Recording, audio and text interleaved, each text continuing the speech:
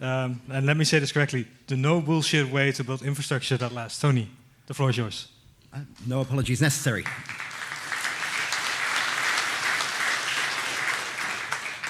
So that answers my first question. I'm not allowed to swear. Damn. Anyway, so let's kick straight off. My name is Tony O'Sullivan. I am the CEO of RETN. First of all, a disclaimer and a confession. I am not an engineer. And for that, I apologize. This will be the least technical conversation you will have today. However, hopefully, it might give you some insight as to how to have discussions with your commercial and your financial colleagues about how to get some of your network projects approved and the arguments you might use. Second of all, a disclaimer. What I'm going to go into in this presentation, no network is perfect, including RETN's. There's no such thing as 100% uptime. We should all be adult enough to be aware of this, and the presentation will go into some of the issues that we've had, as well as some of the issues that other networks have had as well. And lastly, a little bit about RETN, and this is not meant as an advertorial, it's just meant as a way to explain the perspective from which I'm coming to this presentation in. And that is that we run a fiber network and a DWDM network all the way from London across the border with China. And across that network, we run one of Eurasia's largest IP MPLS networks. And we extend that network across Southeast Asia using leased capacity. And what that means is that our IP MPLS team are customers of our infrastructure team, and of course we are customers of other people's infrastructure. So we see this very much both from a supplier and also a customer perspective. Lastly, the title. Hardwired for chaos is the way our marketing team decided to put this in NLNOG. And it's a really interesting turn of phrase, because why would you hardwire anything for chaos? But unfortunately, that is the nature of what we're doing today. Our infrastructure is hardwired, and the world is chaotic, so we need to figure out a way to make that infrastructure work for the networks of today. So, first, I'm guessing our marketing team owe a little bit of a propos to Cory Doctorow. It's not initiatification in this way, it's deshitification. And there are 6 stages to this. The first of all is identifying you've got a problem. And there are some problems, and we're going to use some really good examples of those later on. The second of them is to discuss your thinking and our thinking about how to approach this problem. If you don't have a philosophy which drives you and drives the way you think about your network design, you're quickly going to come unstuck. Then we're going to share some real-world examples using leased infrastructure, a combination of leased and owned, and then totally owned to show how we've overcome some of these problems, and in some cases, how we didn't, and how things went truly wrong. And then we're going to have a little bit of a call to action about the things we can change inside the industry. So, those of you that can read, and those of you that know your geography will know that that is a map of Taiwan. Why am I using Taiwan? So we're going to come to a real-world example later on of it. But ultimately, Taiwan encapsulates many of the problems that we see in internet infrastructure today, but in one easy-to-identify, hugely problematic network issue.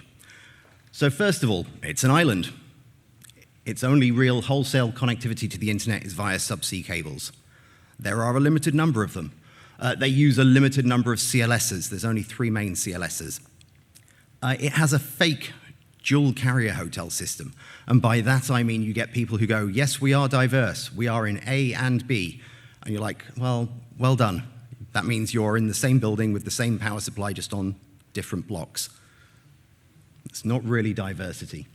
And then, of course, you've got the local carriers who do not exchange that much traffic locally, which completely exacerbates the problems which come later on. Last of all, you get to the problem which I demonstrate here, which is poor marketing maps. I'm glad our head of marketing has already left. But ultimately, look, you can't display full technical information on a marketing map, but for some reason, often customers and potential partners take them as reality.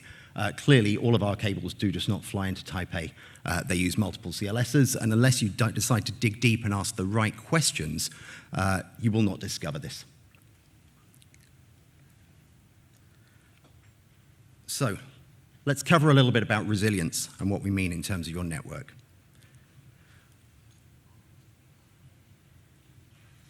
I feel like I've gone too fast. So first of all, let's think about your philosophy. What do we mean when we talk about a resilience-first philosophy? We have a rule inside this business. You can ask any of my colleagues. It's rule number 1 inside the business for every department, which is to think of your customer. If you think of your customer first, you will build your network as though it was for yourself. And what does that mean for me personally? That means if I had to take a phone call from a customer to justify why something had gone out, would I feel warranted in my answer? Yes, we built it as best as possibly could be imagined, given what we're actually doing. And just to highlight this, I'm probably the last CEO of an NSP our size that is top of the technical escalation chain. If you buy a service from us, I'm sitting at the top of it. So at the moment, I am fielding a lot of calls from Taiwanese customers, as we'll come to in a second. So let's deal with the basics. I know I'm talking to a technical crowd here, so some of this might be a bit too simple for you, but I feel like sometimes people forget. Yes, you will need multiple paths into a particular location. The minimum is 3. If you're on subsea these days, I would say it's minimum of 3 in each direction, total 5. It has got that bad in some regions. Those paths need to be truly diverse as much as possible, as much physical diversity as you can get. You need diversity of suppliers. As we've just seen with one of the major suppliers of terrestrial connectivity in Europe, it can be a single hacking attack which can take that supplier totally offline. If that's your single supplier for a location, you are stuck. As you get more into the detail, you need to start thinking more carefully about, are your redundant routes capacity matched? If they're not, can you scale them quickly? And this needs to then come into your technology stack, and how quickly can you move forward with this? You also need to think about who are the suppliers. And I don't mean this in the sense of I prefer brand A to brand B, but I mean in the sense of if there is a problem, are they able to force other rescue missions to save you? And I'll come up with an example of that in a little bit. And then lastly, the big one that we've seen over the last 4 years is about diversifying your geographical risk. And I mean this on both a macro and a micro level. On the micro level, of course, that means keeping your physical path separate, but on the macro level, it means understanding which regions you're traveling through and the issues that might be presented, and the Red Sea is a fantastic example of this. Then lastly, we get into the operations and processes which are underpinning your infrastructure. Do you control your own engineering teams? Are you able to get them deployed in the field in an emergency? Do you control your own spares and your own supplies? Or are you dependent upon a vendor's SLA, which might come to nothing when it comes to a particular region or country? And then, of course, we get to the layer 3 level. If we're talking about layer 3 services, and this is a big point of contention which I frequently get questions on at peering forums, which is about our requirement in our peering policy for geographical diversity for those people that wish to peer with us. If I have a major peer, I want that geographical diversity. I do not want to have network risk coming from somebody else's network. So let's deal with some real-world examples. And we covered this one, which is Taiwan. Now, back before 2024, we had 4 subsea systems into Taiwan, and we were sure that was sufficient. We looked at the history, we looked at everything that had gone on, convinced. And then in 2024, there were simultaneous multiple outages. Now, they didn't impact us too much. They did impact us, but we managed to stay up and running. We managed to continue with all of our committed throughput. We managed to maintain our latency performance for our customers, but we got lucky. And so we decided we needed 5, and we thought that would be sufficient. Until this year. And very honestly, when I created this presentation with our marketing team a couple of weeks ago, the situation is different to how it is today, and it's got worse. So to my Taiwanese customers, if you're watching, I'm sorry. It's not quite as good as it should be. So this year, we've been in a situation where we've had 4 concurrent subsea fiber cuts around Taiwan, 3 of them impacting RETN's network. We weren't actually on one of the systems.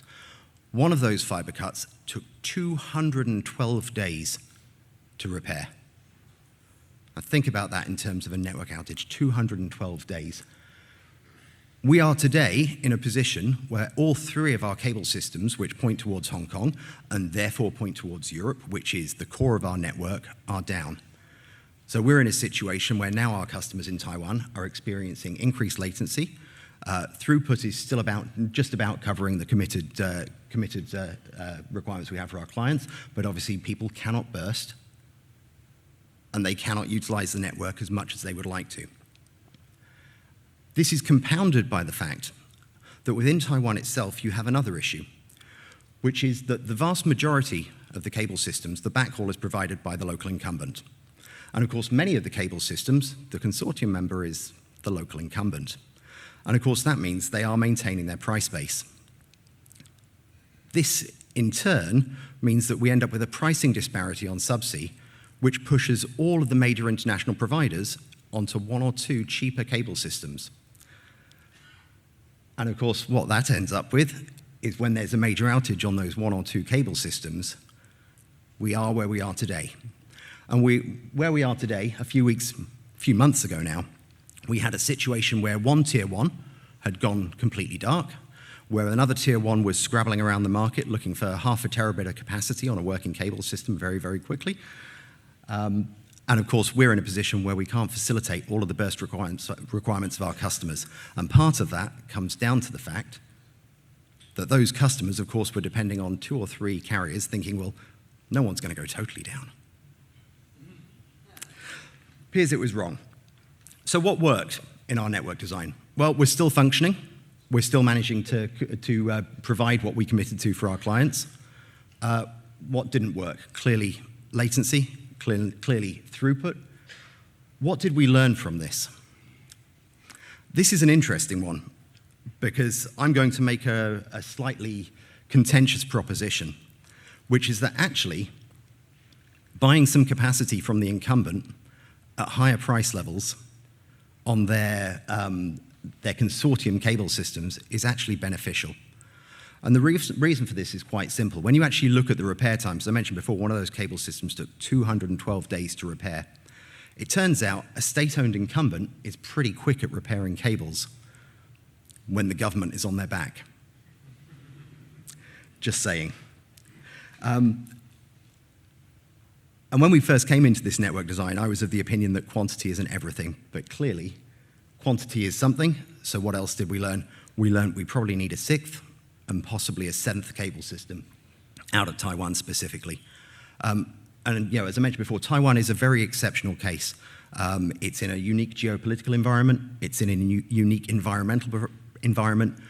It has issues with huge amounts of shipping. It has issues with tectonic activity, with volcanic activity, typhoons, just about everything you can imagine. It's a really complex case. But this just goes to show where we've reached. Let's talk about the Red Sea a little bit.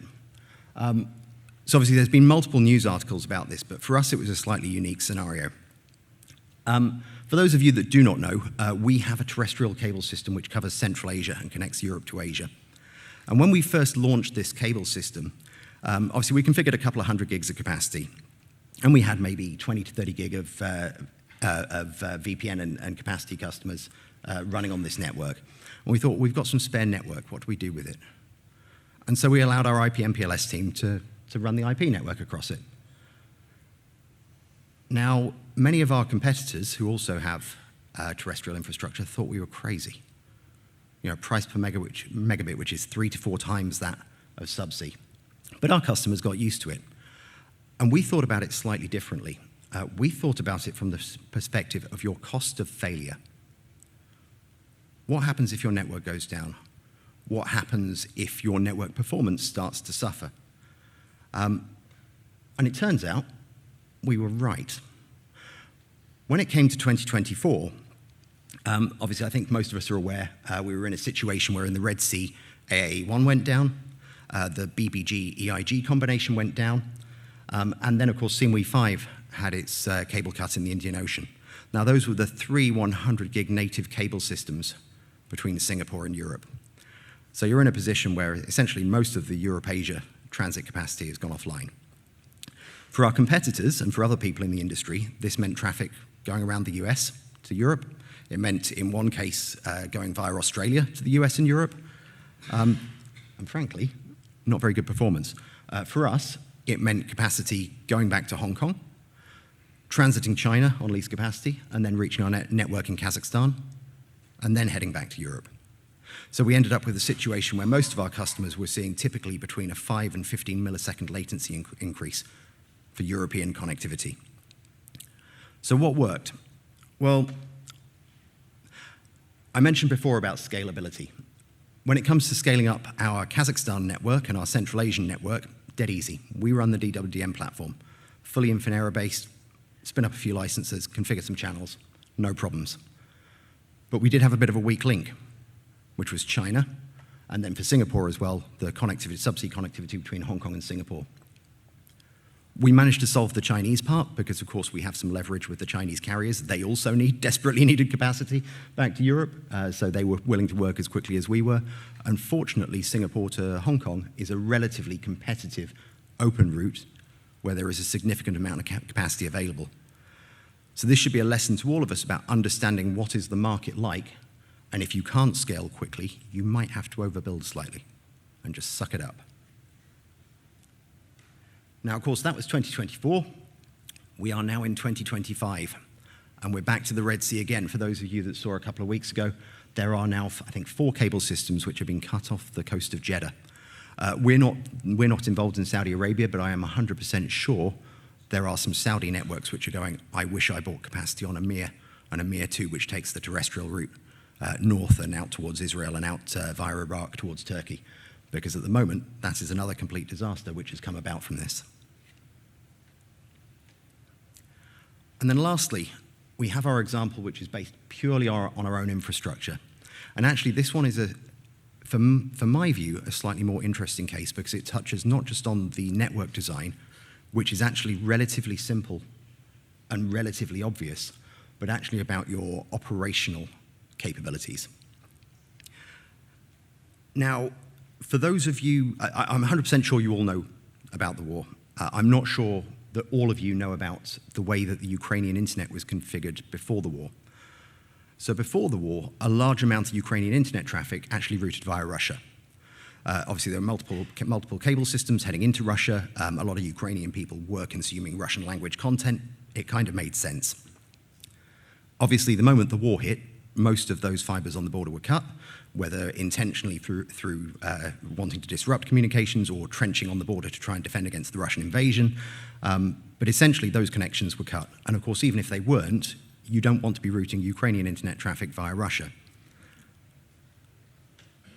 This created a bit of a problem for everyone, including us, because we only had 2.5 fiber routes exiting towards Europe. And I say 2.5 because we had 2 from Kiev back towards the border and then 3 from the border onwards. But essentially, it's 2.5. And we had a bit of lease capacity in the south, which helped to alleviate some of it.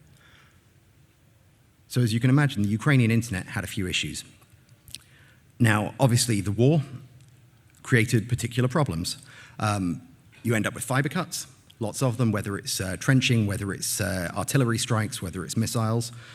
You have numerous issues with equipment being blown up. It turns out the best place for an ILA is not the bottom of a TV mast. Apparently, they are targets.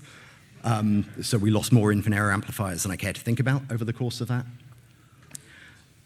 It does really create quite a few problems. And of course, you have rolling power outages as well. So how do we get through it? So it's a multitude of issues. Yes, the network design held up.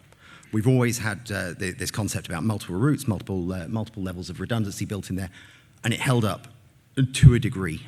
But after a couple of weeks of war, it starts to struggle, especially when you're in a situation where you cannot necessarily get your engineers out to site to either fix fiber or alternatively deploy new equipment. So then it comes down to what relationships have you built up in the industry? And this is one of the most significant parts, because if it were not for the engineers from Atracom, who are the major fiber provider in Ukraine, and their willingness to go out into the field at any opportunity and repair fiber while sitting in shell craters, we probably wouldn't have got through it. If it weren't for the fact that we had some capacity swap arrangements with other carriers inside Ukraine where we all came together and shared our networks to ensure that everybody stayed up, we probably wouldn't have got through it. As it happens, we were in a situation where no IP POP went offline for any significant amount of time, which, given what the situation was, it's quite incredible. The survival of the network came down to a few key things, though. Part of it is people. We've always been really clear that you should empower your local teams, and we have a significant local team in Ukraine, to get on and make decisions for themselves. It meant they didn't need communication from us. Second of all, we maintain our own spares supply. This meant we weren't worried about having to ship in Infinera amplifiers or additional routers from outside Ukraine. We already had them locally, which meant we weren't reliant upon vendors. And this is what I was getting at before. If you're reliant upon a vendor for all of your equipment supply, you may have a bit of a problem in this kind of situation. The other part is investing in your team and making sure they know that you've got their back. The number of people that we speak to sometimes, and you say, why hasn't this been fixed on your network? And it's, I'm waiting for so-and-so. And it's a third-party operator, a third-party supplier of network services, who's waiting for their contractors to go down there and fix stuff. In our case, our team report to us, and they were fantastic. This is how we got through it. One other thing which is really important, maintenance schedules.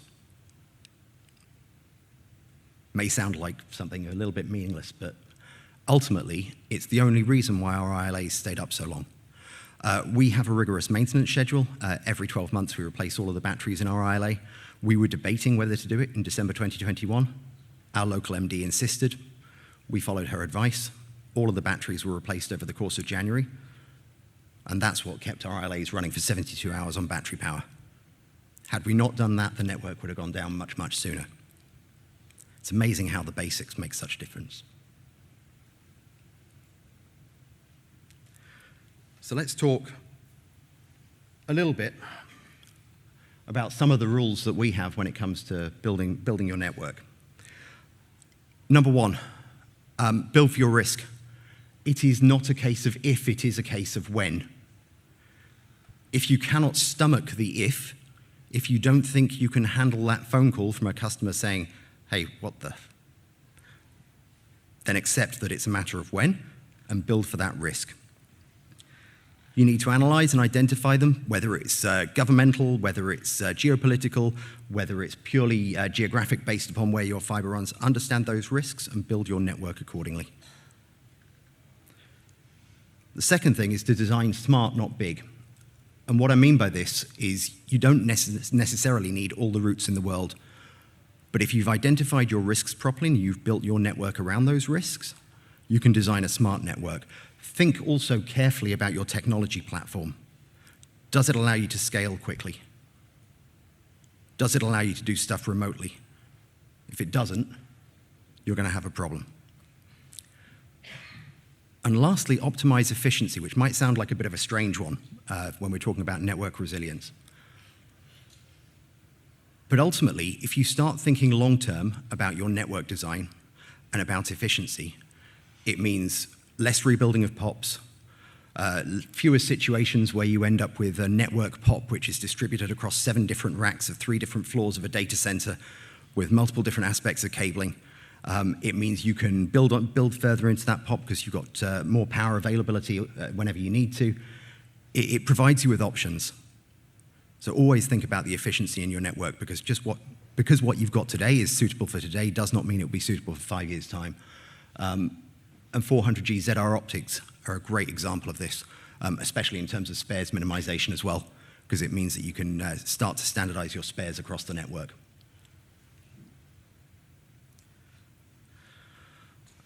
Four fixes to stop the bullshit. Sorry. I forgot I can't swear, can I? 4 fixes to stop the BS. This is partly for all of us. It's not just about vendors. It's not just about suppliers. So redefine the language. Resilience. What does it mean? It shouldn't just mean packets were passed. That's not resilience. It's about maintaining network performance. The second one, if it seems too good to be true. Obviously, most Dutch people speak English really, really, really well. I'm not sure if you know this saying. If it seems too good to be true, it probably is. If something seems too cheap, it's probably under-designed. Simple. If you're out buying in the market, you should understand roughly what the market price is. If something's coming in considerably less, it's probably not a suitably engineered position. Demand transparency. This should come from all of us. As a vendor, we should be supplying it. If we're under NDA, there's no reason why we shouldn't be sharing any information with you about how our network is configured. It's really important. KMZ's routing information, this should be shared. In your organization, I would encourage you to get your colleagues to do likewise as well. And then lastly, educate and inform. We need to educate people, whether by forums such as this, whether by sharing our knowledge. It's really, really important. Next up, challenging industry bad habits. This is not the title I wanted for the slide. The title I wanted for the slide was the crap that customers sometimes ask us. The tier one fallacy. What do I mean by this? First of all, let's not try and get into the definition of what a tier one is. As far as I'm concerned, there is no such thing. Other people think there is, but it's all a load of nonsense. Ultimately, the tier one fallacy, if you are buying network infrastructure, tier one is about IP services. It's not about network infrastructure. If you're buying IP, a tier one can be fantastic in one geography and terrible in another. If you're on the level of buying IP, have they allowed you to test it? And if they have and you haven't, why haven't you done so? Like, it seems absolutely crazy to me. If you've got the ability to test the product, go out and try it, because that's the way you'll find out the real information about your supplier's network. So it's a fallacy, this tier one part. The ownership illusion. There are many people out in the industry who offer DWDM solutions. Do they really control it? Do they really own it? Are they reliant upon the vendor for doing all of the installation, for doing all of the implementation, all of the maintenance? If so, are they going to be able to scale with your business? It doesn't mean they can't. It just means you need to be aware of this. The impossible promise. SLAs. SLAs are not guarantees. The number of people that come to us and they build their network on the background of SLAs, they say, oh, I want a better SLA because that will protect me. It doesn't. It's rubbish. The SLA does not protect you. All the SLA is it's a way to financially compensate you for poor network performance. We'll come to it. That's all it is, financial compensation. Yeah. You need to build your network according to your understanding of what will really stay up. The SLA, it's nice to get the money back, but it's just financial compensation. And of course, half the time, it doesn't stand up. Subsea fiber cuts, force majeure, doesn't count. If you're one terrestrial supplier in Europe, I don't know if they're still doing it, but they used to claim terrestrial fiber cuts were force majeure. Which means, what other outages are you going to have? Equipment failures these days, equipment's pretty good. It's so rare, it essentially means your SLA is worthless. So the SLA doesn't protect you. And of course, anybody that's pretending they've got 100% SLA, you should probably walk away. Because it's a joke. There is one other one I'd like to put on this as well. And it's something I see. So inside the business, one of the few things I still control is the pricing. And the number of times I see this request, and every time it makes me laugh and then cry. Somebody will come and say, what would you do on price if I single-homed with you? And the answer is probably run a mile, because I probably don't want your business. But no, genuinely speaking, we would recommend everybody to be at least dual-homed. The only way you can be single-homed is when you get to a massive network service provider profile like RETN or like Hurricane Electric or someone like that, and where you have a distributed enough network that you can de-risk it for yourselves. So anybody that comes to me with that request, I'm sorry, you don't know what you're doing, and it's probably a different discussion.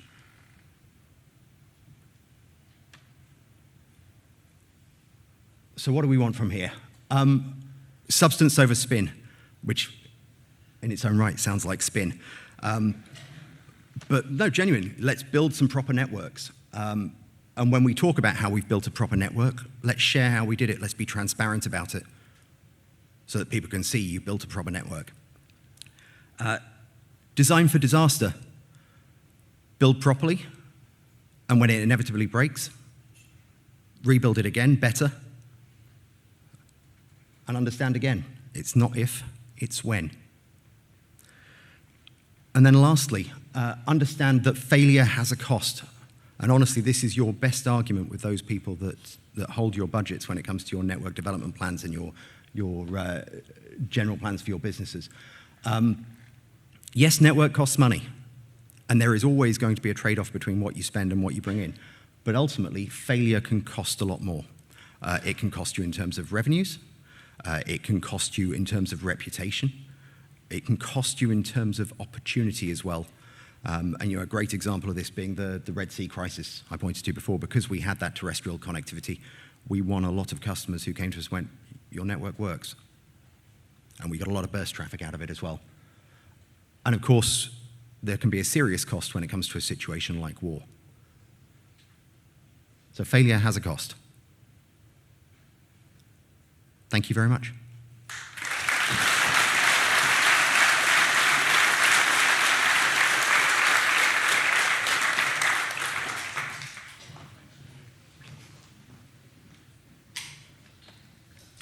Thank you so much, Tony. And I see we have a question. Jesse from serverside.com. As some know, most subsea capacity providers continue billing when the subsea cable system is actually under maintenance or is down.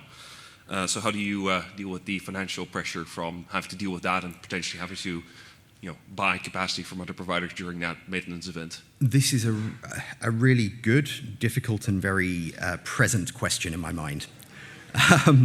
Because obviously we are in a situation where, the Taiwan example, which is ongoing as we speak, we are spending probably in the region of about $60,000 a month for subsea capacity that we can't use.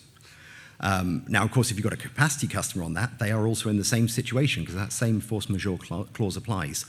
But obviously transit customers, you can't point to subsea outages and say, well, because it's not directly related, so you have to suck that up. That is built into the business model, and this is what I'm saying about how we think about what we've learned from this Taiwanese situation, that maybe our balance of cables from the incumbent compared to the third-party operators is not quite as optimal as it should be. And we probably need to buy more from the incumbent because when their cables break, they get fixed very, very quickly. Right. Awesome. Thank you so much. No and what's your most expensive route? It's probably Japan to Los Angeles, or? On subsea? Yeah, on subsea. Yes, probably on a per megabit basis. Yeah. Nice. Thanks so much.